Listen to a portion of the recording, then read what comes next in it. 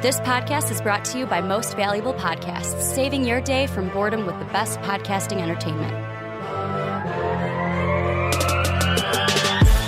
What's up, super fans? Ricky Widmer here, along with Dave Oster. Hey, buddy. Sean, unable to be here, I'm assuming because of work. He told us last week that, hey, we should probably do a fast break earlier because he cannot do this week. So you're going to get one of those this weekend as well, just Dave and I. But we're here for super fans where we talk about everything in Chicago sports. Before I get into the jam-packed show we got today, talking Bears, talking Bulls, talking Cubs, make sure to check us out, patreon.com/mostvaluablepodcast. If you want to help support the show, either for $1, $5, or $10, you can, at the $1 tier, join our Discord.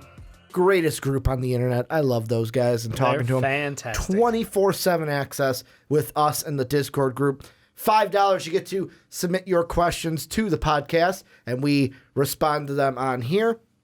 And then $10 tier, the most popular tier, you get to join any podcast of your choosing each month and talk about what you would like to talk about with the MVP guys. And Dave, like I said, we're talking Bulls. Should they replace Bears? Should they replace Mitch Trubisky? I flipped Bulls and Bears. I was originally going to have Bulls first, but we'll do Bears first. Should they replace Mitchell Trubisky? Then we have a segment that Brandon and I recorded earlier this week where we talk about the Cubs hiring David Ross and kind of what that means for the Cubs' future. And then you and I will finish the podcast talking about the Bulls, focusing on Kobe White. Could he win the sixth man of the year as a rookie? But, you know, Bulls' frustrations from game one are going to come out in that segment as well. Let's get into the Bears discussion, though.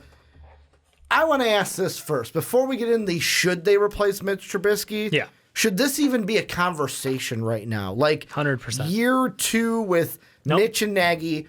Year three overall. Year three overall for Mitch. Should this be a conversation, or is it like, because I was talking to Brandon about this because he's a Bears fan also, and he said, oh, it's not even Mitch's fault. It's more Nagy's fault than Mitch. So the first thing before we look into should they replace Mitch, is it really his fault, or should we be putting the blame on Matt Nagy? Yeah, it's his fault.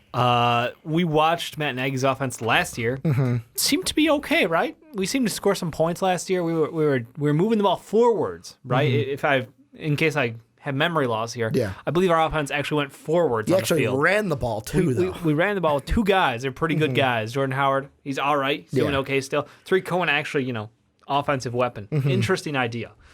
I think that this is just Mitchell Trubisky might not be, he is the athlete. He might not be the quarterback. He might be better suited, or he might not be suited well for the NFL level, for the speed, for the game plan, for the reading defenses. Like, there's so much that goes into being a quarterback at the pro level, and we've seen glimpses of it from him, but we've not seen him put it all together. And week one of this year was incredibly disappointing because he looked lost out there, like full on just, I don't know what's going on. I don't know what the right read is to make. I don't understand where the defense is lined up. There's so many issues. We also had numerous penalties. And I kind of want to chalk that up to, we didn't really play preseason. Like, throw that game out. Like, it's whatever.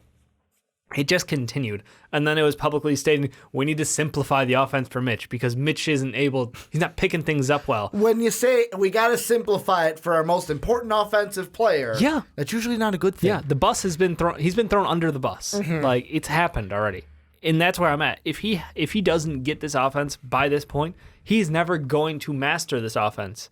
And that is why I'm 100% in the blame of this isn't a situation caused by Nagy's ineptitude. This is caused by Mitch being unable to grasp and master all the stuff that by now there's no excuse. You're in year three as a professional quarterback. I get you only had one season of starts in college, and that's pretty unique for someone drafted as high as you were. But this is no longer excusable. I'm a fan, so I'm saying you had some bad games. You're not a good quarterback. You're not going to be that guy in Chicago, in my mind. Now, the beauty of this episode is we're recording this on Friday night. He could go out against the Chargers, throw for 400 yards, 4 touchdowns, look great. But as of right now, that is my take. I don't think he will. Let's but be that's completely my take. honest. With me, there's one thing I did think, like when Brandon said, oh, well, like it's more Matt Nagy's fault. Like he's not running the ball. His play calls are different. It's true. He's not calling the right plays. And I'm sitting there thinking, first off, like you said, if you've got to simplify the offense, Nagy may be overthinking it because of that. Like, all right, I want to do this. Oh, but I can't do that because Mitch can't do that. Like, is that going on in Nagy's head where it's like, and I know the confusing thing for most Bears fans is Mitch was our quarterback last year. Yep. What changed between last year and this year? And the thing that I have seen a lot of people post in articles this week, the thing that's starting to get under Bears fans and their craw, like sticking their craw, is, do you remember what Deshaun Watson said on draft night? Do you remember the exact quote? Because I've got it pulled up. Oh, read me. Okay. So, for those of you who forget, the big debate back then was who goes first, Mitch Trubisky, Deshaun Watson. Mitch Trubisky, Deshaun Watson. I love how articles also like to throw out, but they could have taken Pat Mahomes. Nobody thought Mahomes was going to be what Mahomes is. But I picked Watson. Yes, if you remember that draft class, I picked Watson over Trubisky. And I'm jumping ship. Love Deshaun Watson. Here's what he said on NFL Network way back in 2017 after the draft. He said, you're going to have to live with the consequences that come with it. That's how I see it. I try to stay in my lane. I try not to take the path. I respect Mitch and what he's done and all the hype he's getting. But at the same time, my result speaks for itself. I feel like I've accomplished everything that I could. I guess if that's who you're going to roll with, so be it. And if I was a Bears fan, because the Bears are the only team on this podcast where I have a different allegiance to. I'm a Vikings fan for some reason. But we allow it. If I was a diehard Bears fan, I'd be sitting there to this day going, we should have drafted Deshaun Watson because look what he's doing with the Houston Texans. I know that there's people out there that say you can't take a 1-for-1. Like, who knows? Watson in this situation, year one under John Fox, let's say he does bad under John Fox. Like, you'd have different coaching, different system. But the thing with Watson that I see is even against, what game was it earlier this year? Was it against the Panthers after their loss? When the reporter asked him a question, he's like, I'm not saying this like calling you dumb, but he's like, do you understand what's going on? And he starts to break it down. And I was like, he's a smart guy. This guy gets football. It's fucking working in here. And that's what you need as a quarterback. So the thing I want to do is I want to go through each level of how the Bears could replace Mitch Trubisky, because I think we're on the same mind. I think it's not they should replace him, but they should be leaning towards the future because I don't think Mitch is that future. The first thing I want to bring up, and this is the first way, they have until Tuesday if they want to do it this season. Yep. It's a trade. First off, should the Bears trade for a quarterback? Should they trade for a Nick Foles? Should they go out there and maybe get a Marcus Mariota, a Josh Rosen, all of these quarterbacks that are one more tradable? Which one were you going to throw out? Cam Newton? That was another. Like, Cam Newton is on this article that I'm looking at from Bears Wire. You've got also Jameis Winston is another one that they have as a possibility. I would too. Do you think the Bears trade for a quarterback? Because I don't. I think the Bears, if you're going to replace Mitch, it's going to be at the end of the season. It's not going to be mid-season. I think it falls into where the expectations are in the division right now. And the problem is the Packers look pretty good, and they're going up against KC, and KC does not have Mahomes, as well as a bunch of other guys out there. Yeah. So if the Packers take that one, then it turns into, we're 7-1. Yeah. Then we're scrambling to get a wild card berth. And let's be honest, your Vikings looking pretty good out there. Now that they just remembered that. How do we win those games last year? We throw the ball. We threw the ball real good. Also, let's be honest, we haven't been playing the best opponents. No, so right up Kirk's alley. True. That is where Kirk Cousins shines. Like the Washington Redskins. Woo! Kirk Cousins has that one in the bag. I mean, they played so bad, Haskins got another chance. That's how bad that team is. Oh, so no, I think the problem is if we're looking to compete for a wild card spot, because that's all it is at this point. There's little hope that we could climb the mountain up and close that gap on the Packers. Seattle's doing well. The Panthers and the Saints. One of them's going to win the division. The other one's going to fight for the wild card because both of them are up there. And then the Rams are struggling, but they're a half game above where the Bears are. Right. It's one of those situations where I don't quite believe that they're as bad as they're playing right now. And I think that they've got all the pieces to take the step, even without having a good offensive line this year. Yeah. I love the idea of getting Cam Newton. Do you think the Panthers do it, though? I don't know. Because there's even talks like, I think it's the wrong decision, but there's even talks with Carolina where they're like, well, when Cam's 100%, the job is his. And I was like, why? Kyle Allen's doing a really good job and you're winning games. Like, exactly. I know that there's analysts out there that are like, I don't believe in the hot hand. You go with the guy that's the better quarterback. And I'm like, I don't know. You go with the fucking hot hand. You don't back away from the poker table when you're riding a heater. As a team that, we rode Orton until, guess what? Rex Grossman's healthy again. Yeah. Grossman loses. Fuck. And I know that's not even close in terms of quarterback comparisons to what's happening today. It was just the Bears have had the same exact problem happen, and we made the same exact move. We went back to, that's our guy. Yep. Our guy sucked. Look at the 49ers. They didn't do that. And I know they didn't win a Super Bowl, but they got to one. It's true. It's very true. Could you imagine if Jim Harbaugh said, no, we're going to go with Alex Smith because he's technically the higher caliber guy. Like, that's in the discussion also. Yeah, but I mean, I don't know if Carolina does it. That's the whole reason why, like, I wouldn't hate it if I'm the Bears, but in Carolina's standpoint, unless you're giving up first-round picks that you don't even have your first-round pick this year. They were rumoring it would take a second. Really? Yep. Would it take if you were Ron Rivera, if you were a 2020 GM of the second Panthers, from the Bears would be the first piece that they wanted, which is just weird because, again, this is all articles here saying BS at this point. But yeah, I would want more than a second rounder for Cam Newton. But I don't know. You said firsts, and I was like, no, Cam Newton's not worth firsts even anymore. Even just one first. We've given up so many firsts already. That's why I'm like, I give you a 2. I mean, a future 2. And a pick swap somewhere else, maybe. I don't know. Cam Newton's worth it because it's only a 2-year deal, right? His contract right now. Let me pull up his contract. I want to say 2, maybe 3. But I've got you. I got you. Where's the line up with the Bears timeline? So Cam Newton has, after this year, next year is his contract year. So that's why it's so cheap. Yeah. Because you're going to have to pay a guy who may or may not be healthy because he's been may or may not be healthy for the last 5 years. Hasn't been healthy this year. Exactly. That's what I'm saying. Like, it's not as high of an asking price as people are probably thinking based off the name recognition of Cam Newton.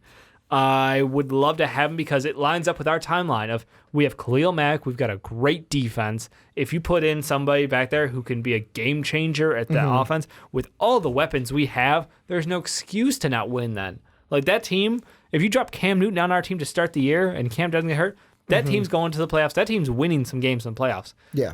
If we do it now this year, I don't know if that might be the momentum to get to, a wild card or maybe just miss and build some continuity, and next year will be our chance to go for it. But is that worth it compared to when you look at those later options that, we're going to hit? Yeah, and I mean... He's the only guy I would consider. Nick Foles, great guy, would not go after him. He's injured right now. Yeah. He'll be back, but even when he's back, he's better than Trubisky, yes. But is he good enough for us long-term? No, That's, again, where do you want this timeline to be? Is it the Khalil Mack timeline? Is it when everybody else's contracts are going to come up and they're going to be unrestricted, go wherever they want at the end of next year? So we either attack this short window or we go, we've got a great defense. Let's turn over. Let's draft a kid who may have that explosive rookie year, may not, though. You're taking a chance. Well, I'll ask you. You brought up draft. Do you want to go the draft route or the free agent route next?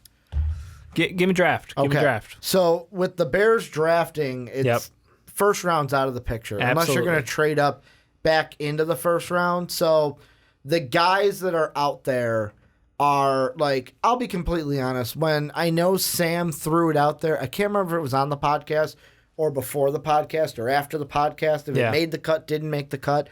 But way early in the season, Sam threw out there when talking with us that, Joe Burrow would be a good guy. Guess what? Joe Burrow ain't going to be there no more. Joe Burrow played his way to the top. Exactly. Kind of like how I mentioned in my Joe Burrow segment on the PTP, kind of like how Baker Mayfield. I had Baker, 22nd on my big board in the first one. Yeah. Last one all the way up to 9, and he went number 1 overall in that draft. So it's Tua's going to be gone. Burrow will probably be gone. Herbert will be gone. Fromm will probably be gone. I know Jalen Hurts on Tankathon is at 43. I think Hurts Do you think gets into 5 the 50. QBs go in the first round? I think 4 to 5 this year. Who are the 5 teams who are going to take QBs? Obviously, the Dolphins. So right now, going through the mock draft, how they have it, the Bengals go quarterback. I can They're see getting rid of Dalton. Yep. The Dolphins are another team that goes quarterback. The Falcons could, but I don't think so. Okay. I know that everyone's in Atlanta. Not everyone, but most people are like, hey, they could go Matty with a Ice quarterback. has been the only good thing about that team. Yeah, from what the Falcons fans said on my video that I did for, because I asked them, hey, I'm not a Falcon fan, give me. They're like, the people that love Michael Vick hate Matt Ryan, and that's why they want him gone. Makes sense. Jets aren't, Giants aren't. The Chargers could, because Phillip Rivers is a free agent this year. He never going to retire. Even if he is, he's fucking old. So you can bring in a rookie, sit him for a year, Brett Favre syndrome. Hey, sit him for a year or two, then he starts. When's Phillips oldest child going to be NFL eligible? I have no idea. The Buccaneers, because I would move on from Jameis Winston. I'll give you that. So we're at 4. I agree with you. The Titans could, because Ryan Tannehill. They should. They've That's already fine. benched Marcus Mariota, so I think he's going to walk in free agency, or they're going to let him go. Yeah. And it's like, are you going to keep Tannehill? And then later in the draft, after that, it's Dare like, you okay. say the Patriots? No, they'll probably get a 3rd round guy. They'll probably get like Nate Stanley out of Iowa in the 3rd or the 4th and be happy with it. Hell yeah, they would. But yeah, those would be I'll the give you. teams There I are look 5 at. teams I agree with would absolutely take QBs, but they have a lot of other needs as well. And this class is kind of interesting as far as QBs. And next year is the biggest prize of them all. So we'll see. Do you go all in this year, or do you go back for the kid from Clemson who is doing? Honestly, it's not as good as last year. His first year in college was fantastic. Yeah, you're talking about Trevor Lawrence. Yeah. Couldn't remember his name. All I remember is his hippie fucking hair. Yeah. But his brother Lawrence. looks hilarious, by His the way. brother looks more like a his hippie. brother definitely. Like straight out of the 70s is what his brother looks like. But the thing I'll look at is, let's see, I'm going to go off of, I know that Teddy Bridgewater was also in this situation. Yep. But let's say Teddy Two Gloves. Let's say I'm going to throw out Jalen Hurts, because for me, out of the quarterbacks, I'm going to say Tua, Burrow, Herbert, and Fromm are the 4 we'll say are off the board. I agree. Which leaves you with Jacob Eason, which for some reason I'm not sold He's never on really. Jacob Eason. Yeah. The other ones like Jordan Love, KJ Costello, they're guys that's like, I don't think you take them in the 2nd round, that they'll be there. Yeah. Plus, I'd rather probably have a Nate Stanley in the 3rd and get something else in the 2nd if I'm the Bears. Yeah. But if Jalen Hurts, let's say Jalen Hurts is there at 32, kind of like how Lamar Jackson was in 2018. Philly gave up a 1st and a 4th for Baltimore's what? Or no. Yeah, Philly gave up a 1st and a 4th. They were the 32nd overall pick that year. Baltimore gave up a 2nd and a 4th. So if you're and a 2nd in the next year's draft. So if you're the Bears, and I got to look up to see if the Bears have all these picks.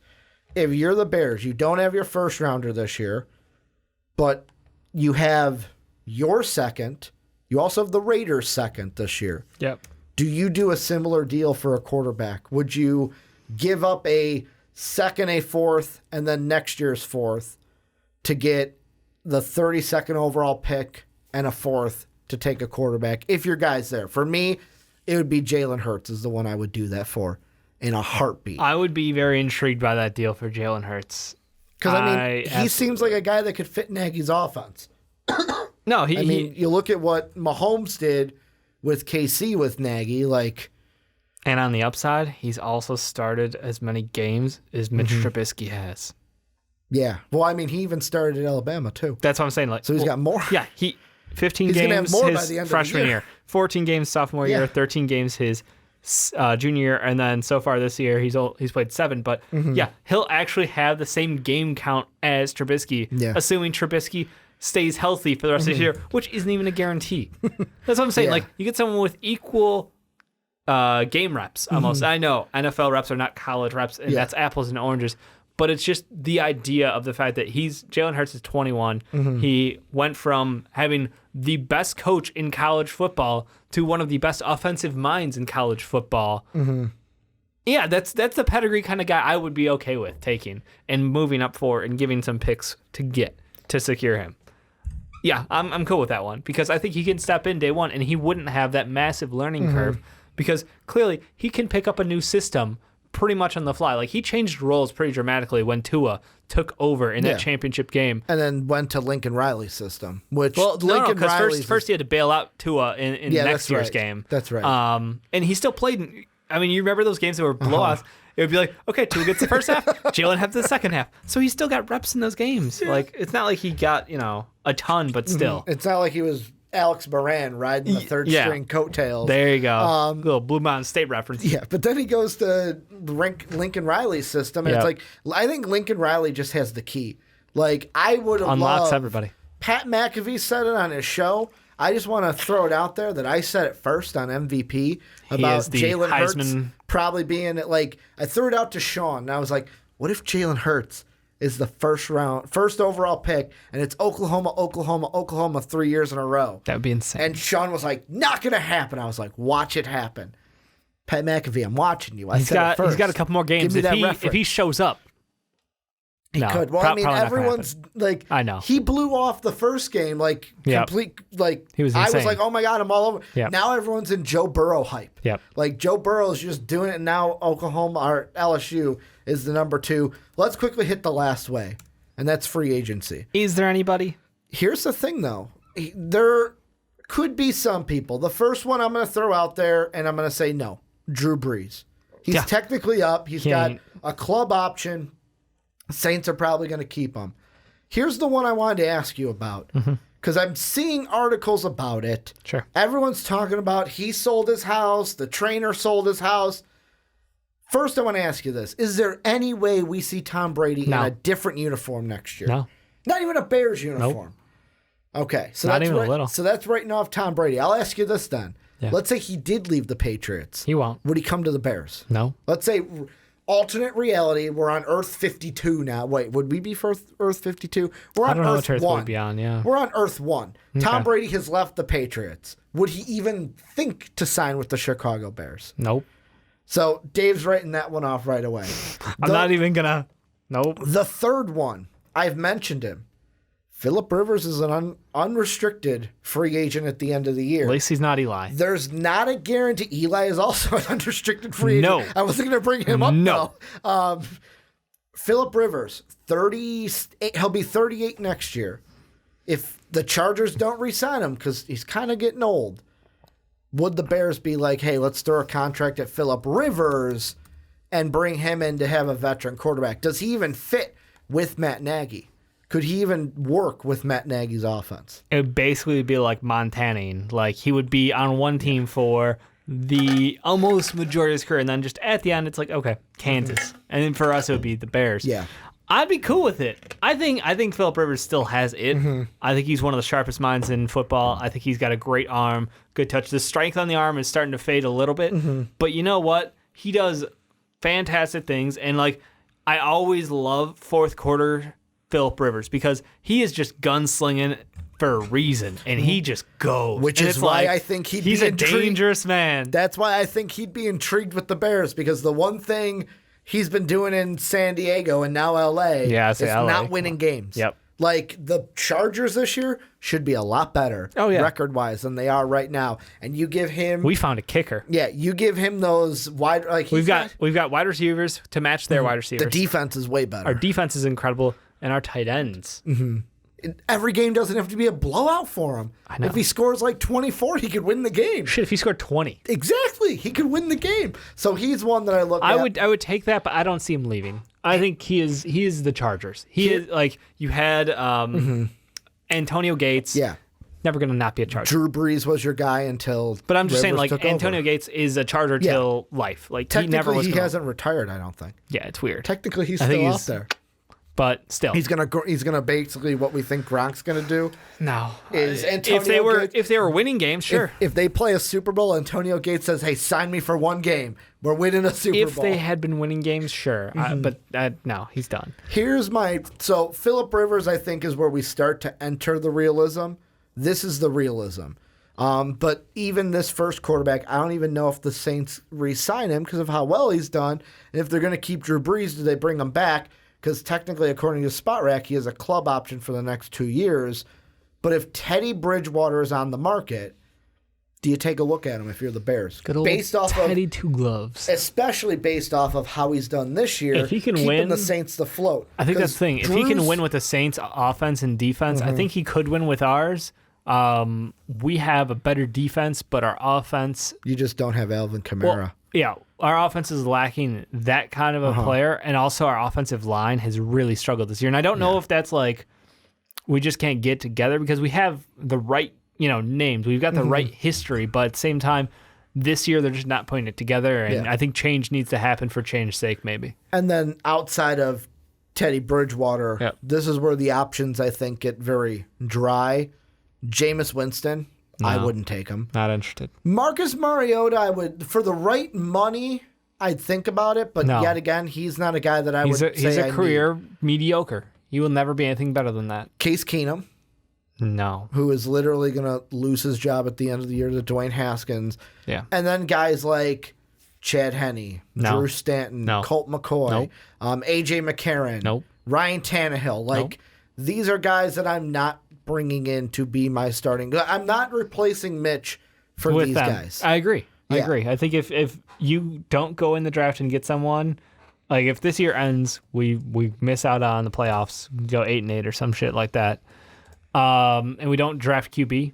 We don't get our Jalen Hurts. I could see us look at that free agency class and be like, all right, Mitch, you got this year. Make it happen or else. That's the situation we're going to be in. Because let's see. Mitch's contract, which we haven't looked at yet, he's got potentially one more guaranteed year. Next year, and then 2021, he has a club option that the Bears have not picked up. So, I mean, even if you draft a guy, you don't have to get rid of Mitch next year. You can keep him on that cheap $735,000 contract, and then if you want to get rid of him... That can't be all he's getting paid. That's his base salary. Oh, it was like the rookie deal for his pick number? No. Base salary is $735,000. Okay, signing bonus, 4.8. Yeah. So most of it is in that signing bonus, and also he's got the roster... his cap hits about $9 million. There we go. That's it. Thank you. But it's not anything like the high big buck quarterbacks. No, but he was a highly drafted quarterback. Yeah. That's the thing. And he was also, you traded up from 3 to 2 to get him. But don't remind me. Any final thoughts before we kind of segue in? Dave Real says sourpuss mode. Dave's like, no, let's talk about Bulls. But Dave and I will talk about the Bulls. We'll be back later. What we're going to go Enjoy Brandon. Is Brandon and I, we went for 50 minutes. Jesus. On talking Cubs and David Ross. I actually liked it. It was a really nice discussion. But Bears fans, let us know what you think down below in that comment section.